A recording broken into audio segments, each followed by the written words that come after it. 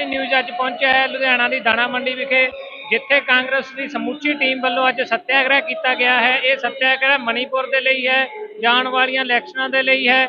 ਇਹ ਤੁਹਾਨੂੰ ਬਹੁਤ ਹੀ ਜਲਦ ਪਤਾ ਲੱਗ ਜਾਵੇਗਾ ਜਦੋਂ ਆਪਾਂ ਇਹਨਾਂ ਨਾਲ ਗੱਲਾਂ ਕਰਨ ਦੀ ਕੋਸ਼ਿਸ਼ ਕਰਾਂਗੇ। ਲੁਧਿਆਣਾ ਵਿੱਚ ਅੱਜ ਪੰਜਾਬ ਦੀ ਸਮੁੱਚੀ ਕਾਂਗਰਸ ਟੀਮ ਪਹੁੰਚੀ ਹੋਈ ਹੈ, ਚਾਹੇ ਨਵਜੋਤ ਸਿੰਘ ਸਿੱਧੂ ਹੋਵੇ, ਚਾਹੇ ਰਾਜਾ ਵੜਿੰਗ, ਚਾਹੇ ਸਾਬਕਾ CM ਚਰਨਜੀਤ ਸਿੰਘ ਚੰਨੀ।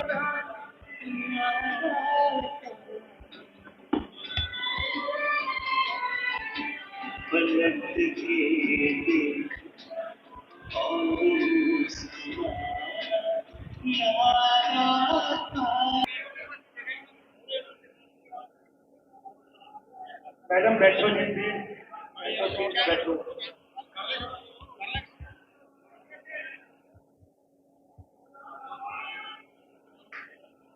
सुरेंद्र जी बैठो,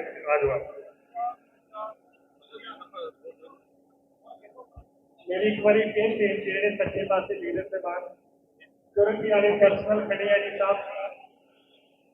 सुखदीप साहू बेनती करना सारे खो पाए प्लीज, सब लोग बेनती करो, सब इतने ड्यूटी से है, सब हिफाजत नाल ही है, सारे फिक्र ना कर किसी का।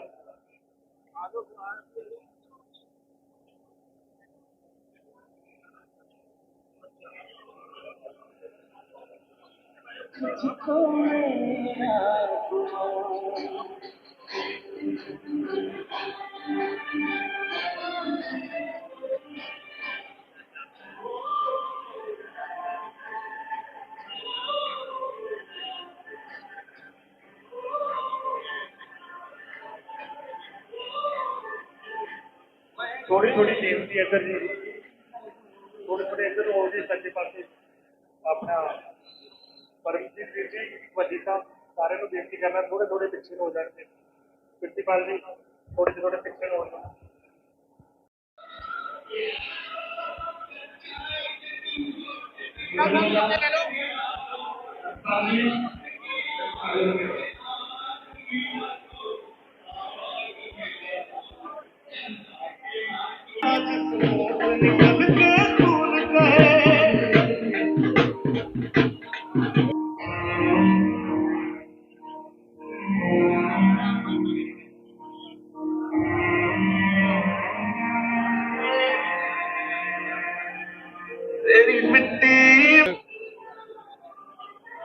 ਅੱਜ ਸਾਰੀ ਰਾਜੀਵ ਗਾਂਧੀ ਪੰਚਾਇਤੀ ਰਾਜ ਸੰਗਠਨ ਦੀ ਟੀਮ ਅਸੀਂ ਜਿਹੜਾ ਲੋਕਤੰਤਰ ਦਾ ਘਾਣ ਕੀਤਾ ਗਿਆ, ਰਾਹੁਲ ਜੀ ਦੀ ਮੈਂਬਰਸ਼ਿਪ ਗਲਤ ਇਲੀਗਲ ਤਰੀਕੇ ਨਾਲ ਲੈ ਕੇ ਔਰ ਉਸ ਤੋਂ ਬਾਅਦ ਜਿਸ ਤਰ੍ਹਾਂ ਦਾ ਵਰਤਾਰਾ ਮਣੀਪੁਰ 'ਚ ਹੋਇਆ ਹੈ ਉਹਦੇ ਅਗੇਂਸਟ ਅਸੀਂ ਜੋ ਪੰਜਾਬ ਪ੍ਰਦੇਸ਼ ਕਾਂਗਰਸ ਕਮੇਟੀ ਦਾ ਅੱਜ ਮੌਨ ਸੱਤਿਆਗ੍ਰਹਿ, ਉਹਦੇ 'ਚ ਅਸੀਂ ਸਾਰੇ ਪੰਚਾਇਤੀ ਰਾਜ ਦੇ ਨੁਮਾਇੰਦੇ, ਜ਼ਿਲ੍ਹਾ ਪ੍ਰਧਾਨ ਔਰ ਸਟੇਟ ਬਾਡੀ ਦੇ ਸਾਰੇ ਆਫਿਸ ਬੇਅਰਰ ਇਹਦੇ 'ਚ ਇਸ ਮੌਨ ਸੱਤਿਆਗ੍ਰਹਿ 'ਚ ਸ਼ਾਮਲ ਹੋਏ। ਜੋ ਇਹ ਸੱਤਿਆਗ੍ਰਹਿ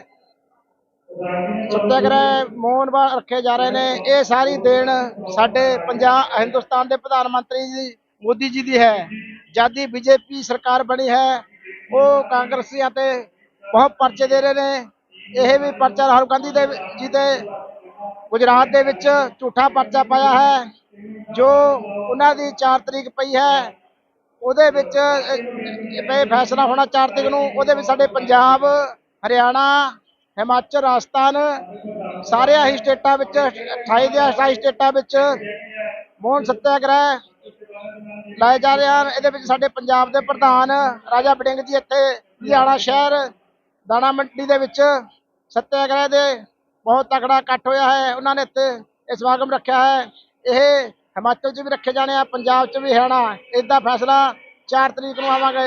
ਅੱਜ ਜਿਹੜਾ ਇਹ ਮੌਨ ਸੱਤਿਆਗ੍ਰਹਿ ਲੁਧਿਆਣਾ ਵਿਖੇ ਕਾਂਗਰਸ ਪਾਰਟੀ ਵੱਲੋਂ ਕੀਤਾ ਗਿਆ ਹੈ, ਅਸੀਂ ਅੱਜ ਆਪਣੇ ਪੂਰੇ ਕਾਫਲੇ ਨਾਲ ਸ਼੍ਰੀ ਰਾਜੀਵ ਗਾਂਧੀ ਪੰਚਾਇਤੀ ਰਾਜ ਦੇ ਜਿਹੜੇ ਜ਼ਿਲ੍ਹਾ ਦੇ ਪ੍ਰਧਾਨ ਹੈ, ਮੋਹਾਲੀ ਜ਼ਿਲ੍ਹਾ ਦੇ ਪ੍ਰਧਾਨ ਸਰਦਾਰ ਅਮਰਜੀਤ ਸਿੰਘ ਜੀ ਗਿੱਲ, ਜਿਨ੍ਹਾਂ ਨੂੰ ਪਿਆਰ ਨਾਲ ਪਹਿਲਵਾਨ ਜੀ ਦੇ ਨਾਂ ਤੇ ਵੀ ਜਾਣਦੇ ਹਾਂ, ਅੱਜ ਉਹਨਾਂ ਦੀ ਰਹਿਨਮਾਈ ਹੇਠ ਅਸੀਂ ਅੱਜ ਇੱਕ ਬਹੁਤ ਵੱਡੇ ਕਾਫਲੇ ਦੇ ਨਾਲ ਮੌਨ ਸੱਤਿਆਗ੍ਰਹਿ ਦੇ ਅਸੀਂ ਇਸ 'ਚ ਪਹੁੰਚੇ ਹਾਂ। कार्यक्रम से सुबह को 10 बजे तो लैके 5 बजे तक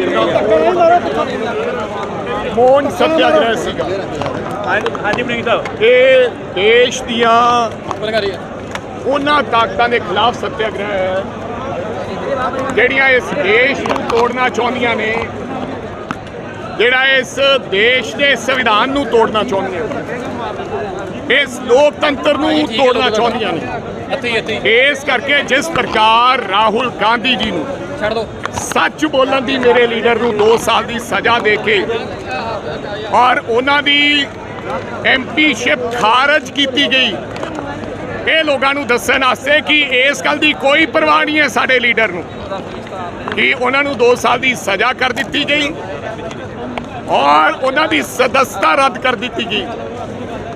ਇਹਨਾਂ ਸਾਰੀਆਂ ਤਾਕਤਾਂ ਦੇ ਖਿਲਾਫ ਇਸੇ ਤਰ੍ਹਾਂ ਹੀ ਹਮੇਸ਼ਾ ਜਿਸ ਤਰ੍ਹਾਂ ਉੱਚੀ ਆਵਾਜ਼ ਦੇ ਵਿੱਚ ਰਾਹੁਲ ਗਾਂਧੀ ਜੀ ਬੁਲੰਦ ਆਵਾਜ਼ 'ਚ ਲੜਦੇ ਰਹੇ, ਇਸੇ ਤਰ੍ਹਾਂ ਹੋਰ ਡਟੇ ਰਹਿਣਗੇ। ਔਰ ਕਾਂਗਰਸ ਪਾਰਟੀ ਉਹ ਪਾਰਟੀ ਹੈ ਜਿਹਨੇ ਅੰਗਰੇਜ਼ਾਂ ਦੇ ਨਾਲ ਲੜਾਈ ਲੜ ਕੇ, ਸ਼ਹਾਦਤਾਂ ਦੇ ਕੇ, ਹਜ਼ਾਰਾਂ ਲੋਕਾਂ ਦੀਆਂ ਕੁਰਬਾਨੀਆਂ ਦੇ ਕੇ ਇਸ ਦੇਸ਼ ਨੂੰ ਆਜ਼ਾਦ ਕਰਾਉਣ ਦਾ ਕੰਮ ਕੀਤਾ ਹੈ। ਔਰ ਅੱਜ ਜਿਸ ਪ੍ਰਕਾਰ ਦੀਆਂ ਤਾਕਤਾਂ, ਚਾਹੇ ਈਡੀ, ਸੀਬੀਆਈ, ਵਿਜੀਲੈਂਸ, ਇਸ ਪ੍ਰਕਾਰ ਦੀਆਂ ਜਿਹੜੀਆਂ ਤਾਕਤਾਂ ਹੈ ਜਿਹੜੀਆਂ ਕਾਂਗਰਸ ਨੂੰ ਦਬਾਉਣਾ ਚਾਹੁੰਦੀਆਂ ਨੇ, ਕਾਂਗਰਸ ਦੇ ਵਰਕਰਾਂ ਨੂੰ ਦਬਾਉਣਾ ਚਾਹੁੰਦੀਆਂ ਨੇ, ਅੱਜ ਇਸ ਸੱਤਿਆਗ੍ਰਹਿ 'ਚੋਂ ਉਹਨਾਂ ਤਾਕਤਾਂ ਨੂੰ ਸੁਨੇਹੇ, ਚਾਹੇ ਉਹ ਰਾਜ ਦੀਆਂ ਤਾਕਤਾਂ ਹੈ, ਚਾਹੇ ਉਹ ਦੇਸ਼ ਦੀਆਂ ਤਾਕਤਾਂ ਹੈ, ਕਿ ਸਾਵਧਾਨ ਰਹੋ, ਸਾਵਧਾਨ ਰਹੋ। ਅਸੀਂ ਡਰਦੇ ਨਹੀਂ ਹੈ ਕਿਉਂਕਿ ਸਾਡੇ ਲੀਡਰ ਨੇ ਸਾਨੂੰ ਸਿਖਾਇਆ ਹੈ ਕਿ ਡਰੋ ਮਤ, ਸਾਨੂੰ ਲੜਨਾ ਸਿਖਾਇਆ ਤੇ ਇਸੇ ਤਰ੍ਹਾਂ ਅਸੀਂ ਲੜਦੇ ਰਵਾਂਗੇ। ਇਸ ਕਰਕੇ ਅੱਜ ਦਾ ਜਿਹੜਾ ਮੌਨ ਇਹ ਕਾਰਜਕ੍ਰਮ ਸੀ ਸੱਤਿਆਗ੍ਰਹਿ, ਉਹ ਅੱਜ ਇੱਥੇ ਰੱਖਿਆ ਗਿਆ, ਜਿਹਦੇ ਵਿੱਚ तमाम ਲੀਡਰ ਸਾਹਿਬਾਨਾਂ ਨੇ ਸਵੇਰ 10 ਵਜੇ ਤੋਂ ਲੈ ਕੇ 5 ਵਜੇ ਤੱਕ ਸ਼ਮੂਲੀਅਤ ਕੀਤੀ। ਮੈਂ तमाम ਕਾਂਗਰਸ ਪਾਰਟੀ ਦੇ ਵਰਕਰਾਂ ਦਾ, ਬਲਾਕ ਪ੍ਰਧਾਨਾਂ ਦਾ, ਜ਼ਿਲ੍ਹੇ ਪ੍ਰਧਾਨਾਂ ਦਾ, ਸਾਡੇ ਜਿਹੜੇ ਐਮਐਲਏ ਸਾਹਿਬਾਨਾਂ ਦਾ, ਕੰਟੈਸਟਡ ਕੈਂਡੀਡੇਟ ਸਾਹਿਬਾਨਾਂ ਦਾ, ਸਾਰੇ ਸਾਡੇ ਵਿੰਗਸ, ਮਹਿਲਾ ਕਾਂਗਰਸ, ਯੂਥ ਕਾਂਗਰਸ, NSUI ਸੇਵਾ ਦਲ ਦਾ ਬਹੁਤ ਧੰਨਵਾਦੀ ਹੈ ਕਿ ਉਹਨਾਂ ਨੇ ਇਕੱਠੇ ਨਜ਼ਰ ਆਏ ਨੇ ਜੀ ਸਾਰੇ ਇੱਕ ਮੰਚ ਦੇ ਸੋ ਜਿੱਥੋਂ ਤੱਕ ਮਣੀਪੁਰ ਦੀ ਗੱਲ ਹੈ, ਅੱਜ ਤੁਸੀਂ ਦੇਖਿਆ ਹੋਣਾ ਕਿਸ ਤਰ੍ਹਾਂ ਮੈਨੂੰ ਸ਼ਰਮ ਆਉਂਦੀ ਹੈ ਕਿ ਮੈਂ ਉਸ ਭਾਰਤ 'ਚ ਰਹਿ ਰਿਹਾ ਜਿੱਥੇ ਇਸ ਤਰ੍ਹਾਂ ਦੀਆਂ ਘਟਨਾਕ੍ਰਮ ਹੋ ਰਹੇ ਨੇ। ਪਰ ਦੇਸ਼ ਦਾ ਪ੍ਰਧਾਨ ਮੰਤਰੀ ਅੱਜ 1.5 ਮਹੀਨਾ ਬੀਤ ਜਾਣ ਦੇ ਬਾਵਜੂਦ ਕੋਈ ਇਹਦੇ ਤੇ ਟਿੱਪਾ ਟਿੱਪਣੀ ਇਸ ਗੱਲ ਤੇ ਜਵਾਬ ਨਹੀਂ ਦਿੱਤਾ। ਸ਼ਰੇਆਮ ਸੁਪਰੀਮ ਕੋਰਟ ਨੇ ਕੌਗਨੀਜੈਂਸ ਲਿਆ ਤਾਂ ਫਿਰ ਇਹ ਉਹਨਾਂ ਤੇ FIR ਦਰਜ ਕਰਕੇ ਤੇ ਕਾਰਵਾਈ ਕਰਨ ਦੀ ਗੱਲ ਕੀਤੀ ਹੈ, ਲੇਕਿਨ ਹਜੇ ਤੱਕ ਦੇਸ਼ ਦੀ ਪਾਰਲੀਮੈਂਟ ਦੇ ਵਿੱਚ ਸਾਡੇ ਪ੍ਰਧਾਨ ਮੰਤਰੀ ਜੀ ਨੇ ਇੱਕ ਵੀ ਮਣੀਪੁਰ ਤੇ ਜਵਾਬ ਨਹੀਂ ਦਿੱਤਾ। ਇਹ ਬਹੁਤ ਸ਼ਰਮਨਾਕ ਘਟਨਾ ਹੈ। ਚਾਹੇ ਉਹ ਕਿਸੇ ਧਰਮ ਦੇ ਹੈ, ਉਹਨਾਂ ਲੋਕਾਂ ਨੂੰ ਸਜ਼ਾਏ ਮੌਤ ਦੇਣੀ ਚਾਹੀਦੀ ਹੈ। ਜਿਨ੍ਹਾਂ ਲੋਕਾਂ ਨੇ ਇਹ ਕਰਮ ਕੀਤਾ ਹੈ ਉਹਨਾਂ ਨੂੰ ਬਖਸ਼ਿਆ ਨਹੀਂ ਜਾਣਾ ਚਾਹੀਦਾ। ਦੇਖੋ ਜੀ, ਜਿਹੜਾ ਗੁਰਬਾਣੀ ਦਾ ਮੁੱਦਾ ਹੈ, ਮੈਨੂੰ ਤਾਂ ਪਤਾ ਸੀ ਸਿੰਘ ਸਾਹਿਬ ਦਾ ਮੈਂ ਸਤਿਕਾਰ ਕਰਦਾ ਕਿ ਇਹੀ ਕਰਨਗੇ। ਅੱਜ ਅਸੀਂ ਕਈ ਸਾਲਾਂ ਤੋਂ ਇਹ ਮੰਗ ਹੈ ਕਿ ਲੋਕ ਆ ਜਿਹੜੀ ਗੁਰਬਾਣੀਆਂ ਨੂੰ ਵੇਚਿਆ ਨਾ ਜਾਵੇ, ਉਹ ਇੱਕ ਚੈਨਲ ਦੇ ਰਾਹੀਂ ਵੇਚੀ ਜਾ ਰਹੀ। ਸੋ ਗੁਰਬਾਣੀ ਸਭ ਦੇ ਕੰਨਾਂ 'ਚ ਜਾਣੀ ਚਾਹੀਦੀ ਹੈ। ਸਾਨੂੰ ਉਮੀਦ ਸੀ ਕਿ ਸ਼ਾਇਦ YouTube ਚੈਨਲ ਚਲਾਉਣਗੇ, ਲੇਕਿਨ ਜਿੰਨਾ ਚਿਰ ਚੈਨਲ ਨਹੀਂ ਬਣ ਰਿਹਾ ਜਾਂ ਸੈਟੇਲਾਈਟ ਚੈਨਲ ਨਹੀਂ ਬਣ ਰਿਹਾ, ਮੈਂ ਸਿੰਘ ਸਾਹਿਬ ਨੂੰ ਕਹੂੰਗਾ ਕਿ ਸਾਰੇ ਚੈਨਲਸ ਨੂੰ ਇਜਾਜ਼ਤ ਦੇ ਦਿੱਤੀ ਜਾਵੇ। ਕਿਉਂ? ਇੱਕ ਘਰਾਣੇ ਦੇ ਇਸੇ ਕਰਕੇ ਸਾਡੀ ਜਿਹੜੀ ਆਸਥਾ ਹੈ, ਲੋਕਾਂ ਦੀ ਆਸਥਾ ਹੈ, ਉਹ ਆਸਥਾ ਜਿਹੜੀ ਉਹ ਘਟਦੀ ਜਾ ਰਹੀ ਹੈ, ਕਿਉਂਕਿ ਸਿੰਘ ਸਾਹਿਬਾਨ ਵੀ ਸੱਤਾਧਾਰੀ ਲੋਕਾਂ ਦੇ ਕਬਜ਼ੇ 'ਚ ਰਹਿ ਕੇ ਫਿਰ ਫੈਸਲਾ ਉਸ ਮੁਤਾਬਕ ਕਰਦੇ। ਸਰ ਆਪ ਨਾ ਗਠਜੋੜ ਬਾਰੇ ਕੀ ਕਹਿਣਾ ਚਾਹੋਗੇ? ਅਜੇ ਕੋਈ ਸਾਡਾ ਕਿਸੇ ਨਾਲ ਕੋਈ ਗੱਠਜੋੜ ਕਿਸੇ ਪ੍ਰਕਾਰ ਦਾ ਨਹੀਂ ਹੋਇਆ। ਜਦੋਂ ਗੱਠਜੋੜ ਦੀ ਕੋਈ ਗੱਲ ਹੋਏਗੀ ਤਾਂ ਉਹਦੇ ਤੇ ਟਿੱਪਾ ਟਿੱਪਣੀ ਕਰਾਂਗੇ। ਇੱਕ ਮਿੰਟ ਸਰ, ਆਰਾਮ ਨਾਲ ਮੈਂ ਵਧੀਆ ਬੋਲੂੰ, ਖੁੱਲੇ ਹੋ ਜਾਓ ਯਾਰ। ਅੱਜ ਦੇ ਇਸ ਸੱਤਿਆਗ੍ਰਹਿ ਥੱਲੇ ਰਹਿਣਾ ਯਾਰ, ਐਸਾ ਹੈ।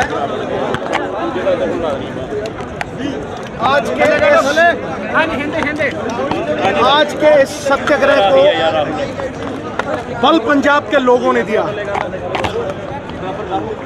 क्योंकि लड़ाई उस महाभारत की है जी जहां अहंकार की,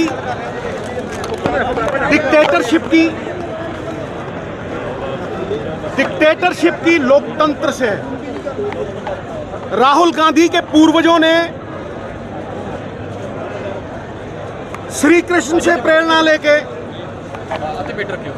आज़ादी की लड़ाई लड़ी और उस लड़ाई ने कई हीरो दिए। सरदार पटेल जिन्होंने राजे राणे खत्म करके लोकतंत्र की स्थापना की, संपूर्ण कुलीन तंत्र में रानी का बेटा राजा, राजतंत्र में जिसका बल वो राजा, लेकिन लोकतंत्र की स्थापना इंडियन नेशनल कांग्रेस ने देश को आज़ादी देके, freedom eight midnight, Pandit Jawaharlal Nehru की वो स्पीच वो दी थी। और आज उन्हीं का परपोत झंडा बरदार बन के लोकतंत्र का एक डिक्टेटरशिप से लड़ाई लड़ रहा है। जब उद्धव ठाकरे साहब की सरकार मुंबई में गिराई जाती है और उनका चोन चिन्ह छीन लिया जाता है, तो क्या वो लोकतंत्र के हक में है? बाबा साहब अंबेडकर ने देश को आजाद होने के 3 साल बाद संविधान की रचना रची थी। कॉन्स्टिट्यूएंट असेंबली बनी थी, हर देश के वर्ग को उसमें जगह मिली थी, हर सूबे को जगह मिली थी, और फिर इंडियन सॉवरन सोशलिस्ट रिपब्लिक की स्थापना हुई थी। रिपब्लिक का मतलब लोगों के अख्तियार, लोगों की ताकत, लोगों के वास्ते। और आज लोगों की ताकत एक तानाशाह डिक्टेटरशिप के वास्ते है। लोगों की ताकत सरकारें गिराने में, उद्धव ठाकरे साहब की सरकार गिराने में लगाई गई। लोगों की ताकत का फायदा उठा के बच्चियों को जलील किया गया जंतर मंतर पे। वो बच्चियां जिनका बल गौरवपूर्ण था पूरे देश के लिए, जिन्होंने पहलवानी में मेडल जीते, उन्हें जलील करके उस जगह से हटाया गया बगैर किसी वायलेंस के। उनका लोकतांत्रिक अधिकार छीन लिया गया। आज बल जो हर इंसान ड्रॉ करता है, मेरा ग्रंथ गुरु ग्रंथ साहब जी भी है, और एक पॉलिटिशियन के नाते मेरा ग्रंथ संविधान है, जिसकी रचना बाबा साहब अंबेडकर और हमारे पूर्वजों ने की। आज वो संविधान की धज्जियां उड़ाई जा रही हैं। उन बच्चियों को वहां उठाया गया। फिर मणिपुर में, आप सोच के देखिए, जो मणिपुर में हुआ है वो पंजाब में भी हो सकता है। हालांकि जुल्म करना अगर पाप है तो जुल्म सहना उससे भी बड़ा पाप है। बाबा नानक ने कहा, सो क्यों मंदा आखिए चित जम्मे राजान, उसे बुरा क्यों कहिए। नंगा करके अगर उनकी परेड की जाती है, जिस देश में दुर्गा माता की पूजा की जाती है, अगर उस देश में औरत को नग्न अवस्था में जलील किया जाएगा, तो ये प्रमाण है एक डिक्टेटरशिप का। और मैं आपको बता दूं, सत्य की अगर कोई आवाज है जो लोकतंत्र की बेड़ियों को काट रही है, जो निर्भय होकर लड़ रही है, जो एक योद्धा बनके, एक योगी, एक कर्म योगी बनके सत्य की आवाज से झूठ की बुनियाद को हिला रही है, लोगों के अख्तियार लोगों को देने के लिए और किसी निजी फायदे के लिए नहीं, वो राहुल गांधी है। ये थोड़ा बहुत पसीना नहीं, अगर राहुल गांधी के लिए कांग्रेस के कार्यकर्ता को खून भी बहाना पड़ा तो हम पीछे नहीं हटेंगे, क्योंकि ये लड़ाई हमारी अकेली नहीं है।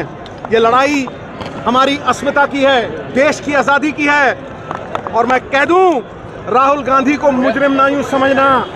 बड़ा अफसोस होता है कि अदालत के अदब से वो वहाँ तशरीफ लाए थे। अरे पलट देते हैं मौजे तूफान अपनी जुर्रत से कि उसने आंधियों में भी चिराग अक्सर जलाए हैं। तो मैं ये गारंटी देता हूँ आपको कि सत्यमेव जयते होगा, सत्य की जीत होगी। और अगर सच्चा देशभक्त हूँ तो मैं ये भी कहूँगा कि गवर्नरों से, एलजीओ से इस देश की लोकतांत्रिक ताकत को गुलाम नहीं बनाया जा सकता। एलजी किसी चुनी हुई सरकार को हिदायत नहीं दे सकता। गवर्नर चुने हुए नुमाइंदों को गुलाम नहीं बना सकता और अपनी नॉमिनेटेड फोर्स थोप नहीं सकता। ये आज हो रहा है इस देश में, हाहाकार मचा हुआ है, मानवीय अधिकार खो चुके हैं। और अगर ये सरकार रही तो राहुल गांधी के पीछे चलते हुए हर आदमी ये कह रहा है कि ये देश नहीं रहेगा, इस देश का लोकतंत्र नहीं रहेगा। इस देश में कोई भी स्वाधीन नहीं रहेगा। इसलिए प्रण करते हैं आज़ादी की शाम नहीं होने देंगे, वीरों की समाधियों को बदनाम नहीं होने देंगे।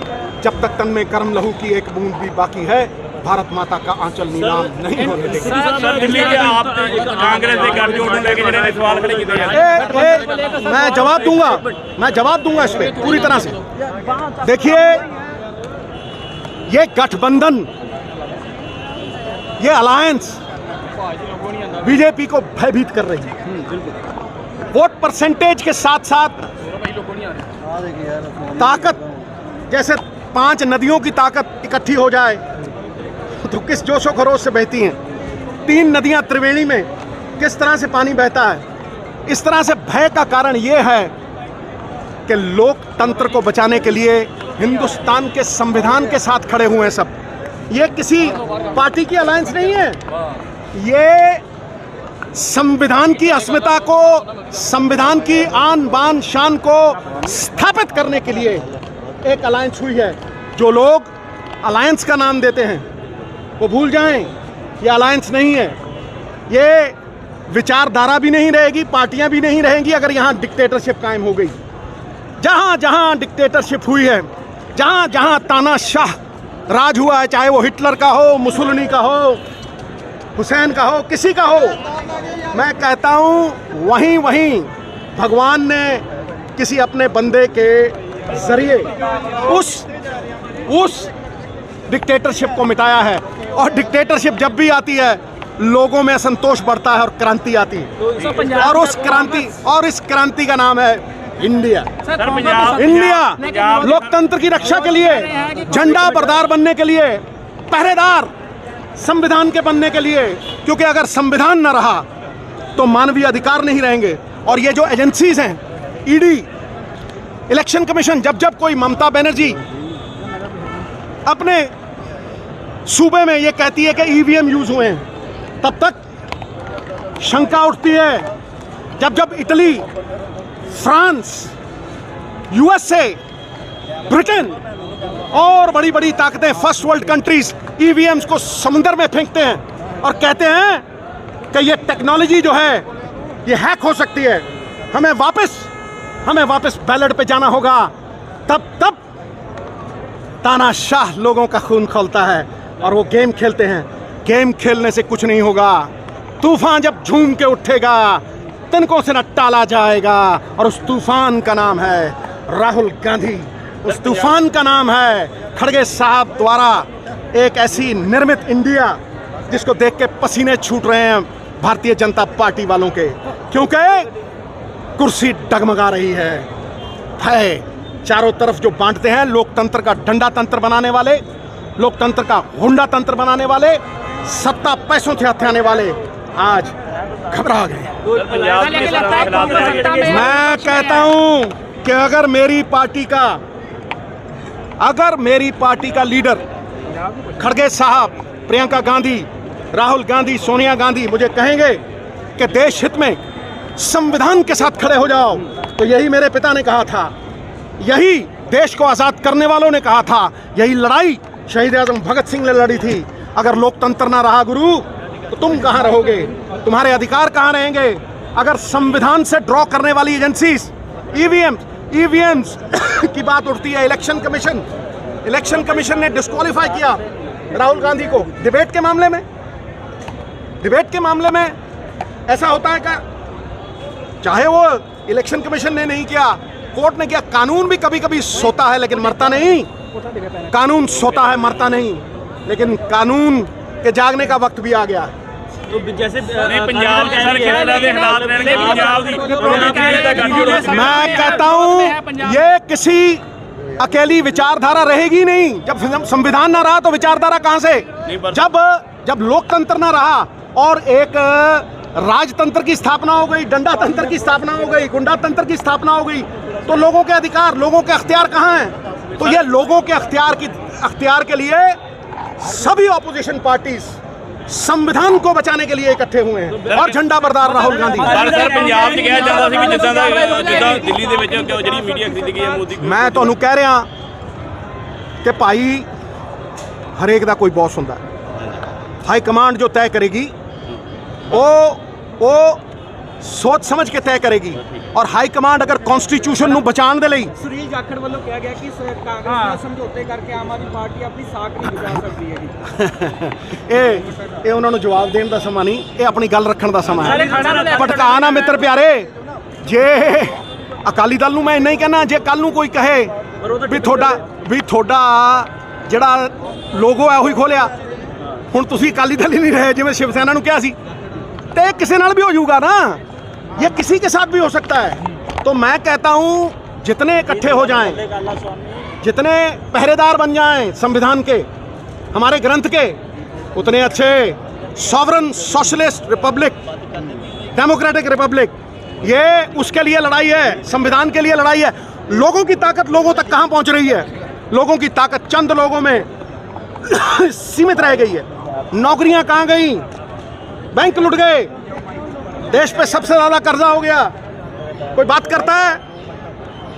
अरे भाई, हिंदुस्तान में सब है, सब। ये सेकुलर मुल्क है, था और रहेगा।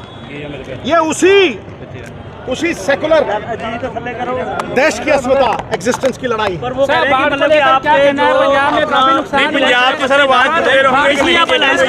मेरी बात सुनो, नहीं पंजाब जो बात मैं कहता हूँ पार्टी से ऊपर उठ के एक बात कहता हूँ, जो चोर है ठोको, जो चोर है विजिलेंस करो। क्या एतराज है भाई? क्या एतराज है? उसकी प्रॉपर्टियां सीज करो। अगर आमदनी नहीं तो प्रॉपर्टी कहां से? इसलिए इसमें किसी को जवाब देने में कोई दिक्कत नहीं होनी चाहिए, पॉलिटिकल वेंडेटा नहीं होना चाहिए। लेकिन अगर किसी ने पंजाब का पैसा मारा है तो इस मामले में तो मैं भगवंत मान साहब के पास सवाल करता हूँ। 270 हो गए, जवाब नहीं आया। बताओ मान साहब, ये रेत माफिया कौन चला रहा भाई? हैं? ये दारू माफिया कौन चला रहा भाई? हैं? वो माफिया, वो जो केबल वाला था, गुरु ठंडे पड़ गए हैं, क्योंकि यही जीएसटी के बाहर है। यही शराब, पेट्रोल, डीजल 3 रुपए बढ़ा दिए, उधर से फ्री बिजली, एक जेब में डालो दूसरी से निकालो। ठीक है? रेत माफिया 15,000 दी ट्राली, जी 3,000 दी मिलती थी। ठीक है कि नहीं? बाढ़ खतरा आने से पहले टाला जा सकता है। बाद में आप अपने पजामे गीले करके दिखाते रहो, उससे कोई फायदा नहीं होगा। एक बात याद रखना, सेम नालों की क्लीनिंग होनी चाहिए थी। ड्रेनेज जितनी है उसकी क्लीनिंग होनी चाहिए थी। फ्लड कभी नहीं आता अगर चो साफ होते। फ्लड कभी नहीं आता अगर एक फंड आता है सेंटर की तरफ से, उसका इस्तेमाल किया जाता। कैलेमिटी फंड आता है, कोई कितने पैसे लगे उसके? हाँ, जब फ्लड आ जाएगा हर बंदा घुसेगा किश्ती में। अब फोटो मान साहब की भी फोटो शूट हो रही थी, जाखड़ साहब ने डाली है, मुझे अच्छी लगी। किश्ती नहीं डगमगाई, सरकार डगमगा गई।